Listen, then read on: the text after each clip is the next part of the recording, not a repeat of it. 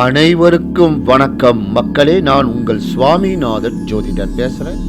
இன்றைக்கு நம்ம யூடியூப் சேனலில் மிக முக்கியமான ஒரு பதிவை எடுத்துட்டு வந்திருக்கேன். சனீஸ்வரன் யாருக்கு துன்பம் செய்ய மாட்டார்?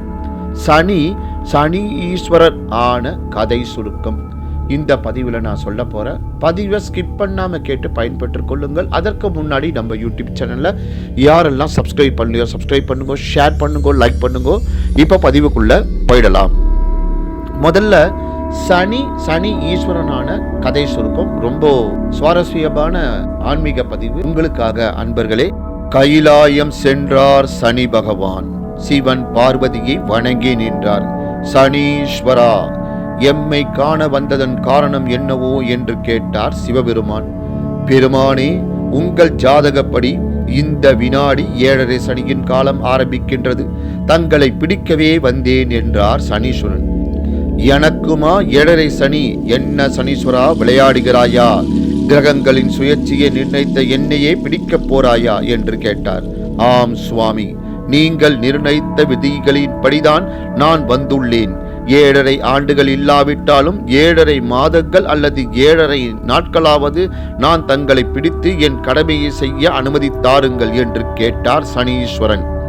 7:30 நாட்கள் என்ன, 7:30 நாழிகை கூட உன்னால் என்னை பிடிக்க முடியாது என்று கூறிய சிவபெருமான் பார்வதி தேவியின் கழுத்தில் இருந்த மாலையில் இருந்த உத்ராட்சத்தில் மறைந்து கொண்டார். ருத்ராட்சத்தில் உள்ள தெய்வீக சக்தியை தாண்டி வேறு எந்த சக்தியும் அதனுள் நுழையவே முடியாது. அதுவும் பார்வதி தேவியின் கழுத்தில் இருக்கும் ருத்ராட்சத்திற்குள் சனி பகவான் எப்படி நுழைய முடியும்? ஆனால் சற்றும் அசராமல் சிவநாமத்தை ஜபித்தபடி அங்கேயே அமர்ந்து விட்டார் சனீஸ்வரன். 7:30 நாழிகை கடந்தது. சிவபெருமான் ருத்ராட்சத்தில் இருந்து வெளியே வந்தார். சனீஸ்வரனை நோக்கி, பார்த்தாயா சனீஸ்வரா, உன்னால் என்னை 7:30 நாழிகை கூட நெருங்க முடியவில்லையே என்றார். இல்லை பரமேஸ்வரா, உங்களை 7:30 நாழிகை நேரம் நான் பிடித்திருந்தேன். அதனால்தான் உலக ஜீவராசிகளுக்கெல்லாம் படியளக்கும் நீங்களே ஒரு ருத்ராட்சத்தில் மறைந்து 7:30 நாழிகை சிறைவாசம் ஏற்படுத்தி கொண்டு அதை அனுபவித்தீர்கள் என்றார். சனி ஈஸ்வரனின் விதியை நிர்ணயித்தவரும் அந்த விதிக்கு கட்டுப்பட வேண்டியது அவசியம்தான் என்பதை எடுத்துக்காட்டிய சனீஸ்வரனை வாழ்த்தினார் சிவபெருமான். அதனால்தான் சனீஸ்வரனுக்கு சனி ஈஸ்வரன் பட்டம் வழங்கினார். 7:30 நாழிகை நேரம் தன் கழுத்தில் இருந்த ருத்ராட்சத்தில் தங்கி தனக்கும் ருத்ராட்சத்துக்கும் சிவபெருமானின் அருள் கிடைக்க காரணமான சனீஸ்வரனை அன்னை பார்வதி தேவியும் வாழ்த்தினார். இப்படிப்பட்ட சனீஸ்வர பகவான் யாருக்கெல்லாம் துன்பம் தரமாட்டார்?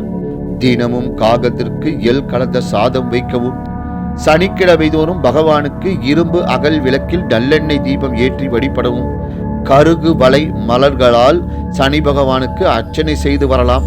வன்னி மர இலைகளை மாலையாக தொடுத்து சிவபெருமானுக்கு சனிக்கிழமை தோறும் சாற்றி வணங்கி வழிபடவும். சனிக்கிழமை அசைவ உணவு கண்டிப்பாக சாப்பிடக்கூடாது. சனிக்கிழமை தோறும் நல்லெண்ணெய் குளியல் செய்தால் கெடுதல்கள் குறையும்.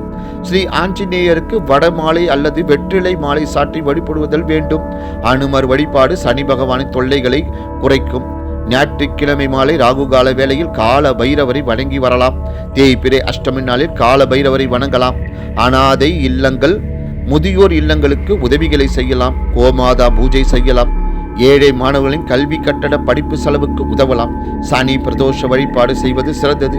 அன்னதானத்திற்கு உதவி செய்யலாம். சித்தர்களின் பீடங்கள், ஜீவ சமாதி பீடங்களுக்கு சென்று வணங்கி வழிபடலாம்.